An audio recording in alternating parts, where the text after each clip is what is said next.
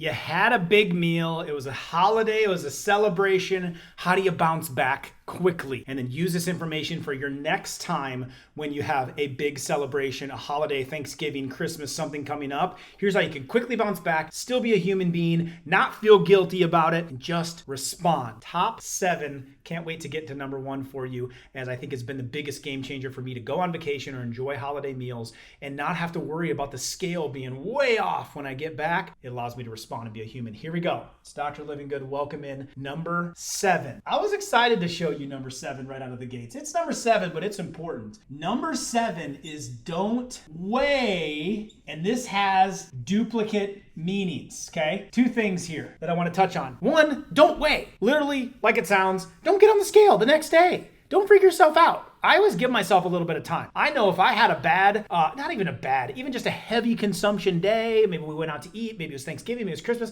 I'm not weighing the day after that. You're just asking for depression. Don't weigh the next day. Give yourself a day or 2. If you're a daily weigher, just take a holiday on this one, all right? So that's number 1, is just say no to the scale the next day. You know, it's not gonna go well if you over consumed, okay? Now we gotta respond, but let's step 1. Now, the other thing is don't let it weigh on you. Feeling guilty. I shouldn't eat that much. I can't believe I had that Halloween candy. I overdid it. I shouldn't have gone back for seconds. Why did I have the cake? You're a human. Be a human. Don't beat yourself up about it. Did you enjoy it? Did it bring you some joy? Yes. Now don't just keep doing it, okay? Don't eat the rest of the cake for the next 3 days. You had a day where you just got to enjoy something. Don't let that weigh on you mentally. So give yourself a mental break from that weighing pressure of, I'm so guilty. Why did I do that? Don't do that to yourself, okay? You're going to respond. Because you have a game plan. You have a game plan, and I'm going to show you how that you're going to kick it back in. As soon as maybe that party was on Friday, and you're going to get through the weekend, Saturday, Sunday, and come Monday, you're going to game plan. You are planning, get back the right direction. All right, number 6, gotta lower inflammation. All right, now this is what makes you hurt so much. This is what causes the achiness. This can create a lot of damage to the heart. This can create some significant long-term things, but you can instantly lower the inflammation without having to use an NSAID like aspirin or ibuprofen or Motrin, right? Because you're stiff and you're sore the next morning. Those create cancers. They're hard on the liver. They're hard on the kidneys. So let's try to avoid those and just use proper anti-inflammatories. Now, some of my favorites are flaxseed, chia seed. Those are very good for flushing out your digestive system.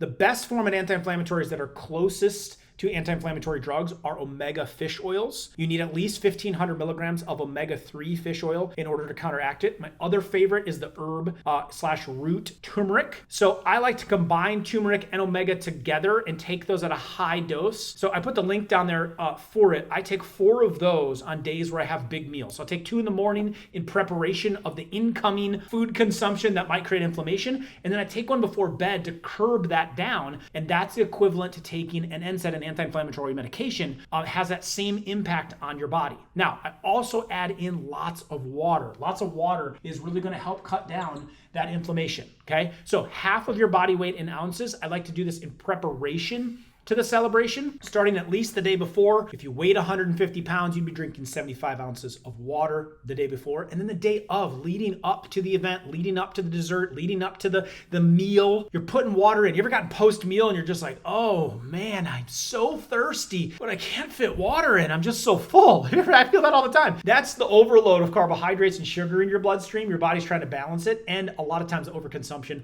of processed salts. So that impact's going to happen. Get ahead of it by staying more hydrated. It will also help you cut down on inflammation. Number 5, here's where we're going to start planning, okay? Because we kind of kick it up a notch here. We want to plan our meals. Not the big one that's getting you in trouble. Everything to come after it. Everything coming after it. Now, you might have a holiday weekend or a gathering where like you're eating out and eating big meals on Friday, Saturday, and Sunday. We want to plan that next week then. What is that going to look like, and be very specific and work in healthy foods. What oftentimes happens is we have the big holiday meal, a Thanksgiving, a Christmas, a family get together, a family weekend of cooking, all the families getting together, we're making all our favorite recipes, but then we don't have a game plan the next week, and then you end up snowballing that momentum into another bad choice. Then it's fast food, then you ended up ordering takeout. Now your metabolism and your appetite's cranked way up. So you're like, oh, I'm already off track. Let's just get some cheese bread and a pizza. Right? You go down that road. Let's plan ahead. So, the Wednesday before Thanksgiving, the Thursday before the weekend holiday get together, the day before Christmas, you're ordering groceries and you're planning your meal plan for after the big event. What this is gonna do is put you right back into the mode of like, okay, I'm gonna make sure I have healthy meals. I'm gonna make sure I have healthy snacks. My veggies and hummus are there. I'm gonna plan out my salad for my lunch and my dinners. I'm gonna keep the carbohydrates out. You make those plans. Tons of videos and recipes on drlivingood.com to help you through that, to give easy ideas of how you can plan your meals after, but you got to do it before and get the groceries ready. Number 4, your environment. Your environment is going to be the biggest predictor of what happens post-meal. What I mean by this is, I remember at Christmas time, it's like the cookies are laying out there, the leftovers are filled up in the fridge. Anytime you went to the fridge or the kitchen, you were just triggered by wanting to eat more of whatever was in your sight. You've got to control the environment, because whatever if I put a bowl of apples out there, you'd be more triggered and more prompted to eat an apple.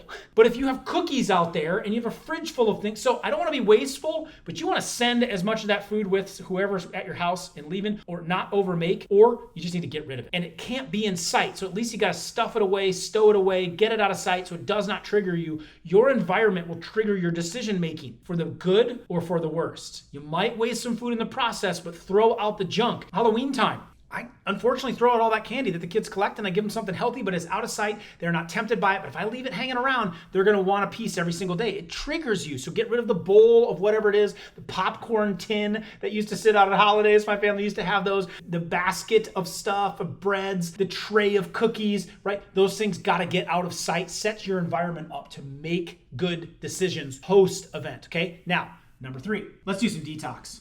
Let's get after detoxification right away. You just feel like you need it. Set yourself up and plan on doing detoxification right when you get through that holiday season, right when you get through that get together, that gathering. My 2 favorite ways are, number 1, doing an actual cleanse, a juice cleanse. I'm only drinking juice for one day. It's low carbohydrate green juice, and I'm just pumping that into my body, whether it's a greens powder or an actual greens juice. Maybe you buy a brand like Suja, which is low carbohydrate version. They have 10 grams or less of carbohydrates. Or maybe you juice your own. Maybe you go buy to a juice shop and get some, but you want it low sugar, low carbohydrate, just drinking that for a day, 2 days, or 3 days. That's one of my favorite ways to bounce back really quickly. The second one is actually take a detox. 2-step 1 would be better, where you're cranking up glutathione in your body through supplement forms by intaking in a supplement form a lot of the 3 building blocks of glutathione with some helpers and antioxidants like broccoli sprouts and things of that nature. And then in the afternoon or evening, you're doing a detoxification with activated charcoal and fibers. So step 1 is sucking all the toxins up that you might have just intook.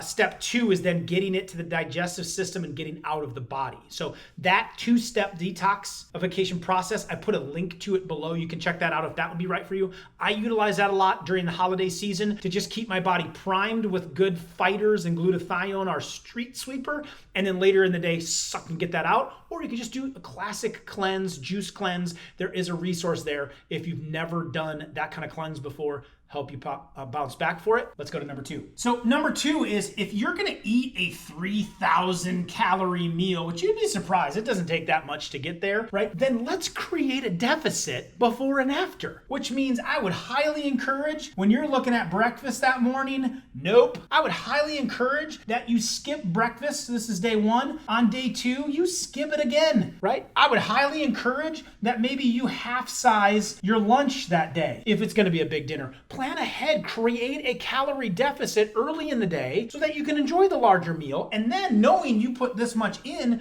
create a calorie deficit the next morning. Now, I'm not big into just getting obsessed with counting all my calories. I don't even want to know what Thanksgiving calorie intake would be. Like, that would probably go back up to, don't let that weigh on yourself, but just know the next day, hey, I know my hunger hormone, my ghrelin is the hunger hormone that's going wild in the system. It's prompting me to eat more, but I need to back it down that next day, which brings me to the key. Number 1 technique to properly bounce back is rotational fasting. And what rotational fasting is getting your body from this mode of breakfast, snack, lunch, snack, dinner, dessert, snack, like, oh, eat. And a lot of holidays are that way. It's getting you back from that mode to say, okay, I was off there a little bit, but the very next day or the very Monday after that weekend, I can get myself back into healthy breakfast, healthy lunch, healthy dinner, no snacks. Just rhythm, rhythm, rhythm. You could do that for the week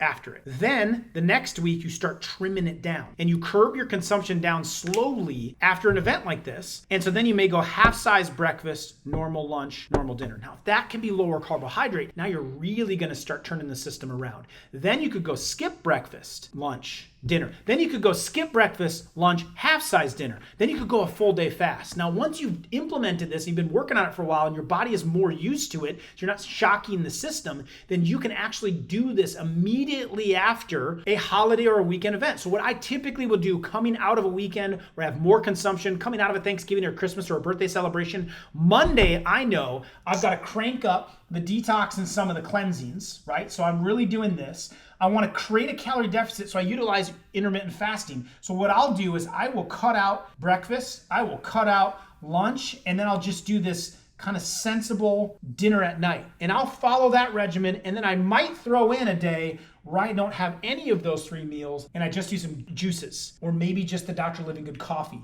to help get me through this, okay? So that helps to detox the system. That helps to curb it. You don't have to carry guilt. You don't have to feel inflamed and sick and toxic. You just need to respond. Now, I put a whole training here for rotational fasting. It's the next video up here of how you can bounce back, understand this concept, start using it now and getting your body more used to rotational fasting so you can have a human being day, celebration, holiday, Thanksgiving, Christmas, birthday, and bounce back fast. The rotational fasting video is right here. It also comes with an entire rotational fasting training to help equip you. And maybe after a new year or something like that, if that's coming up for you, depending on when you're watching this video, you can implement that to start your year as well. There it is. The Big 7, big meal bounce back. Share it. Check out this next video on rotational fasting.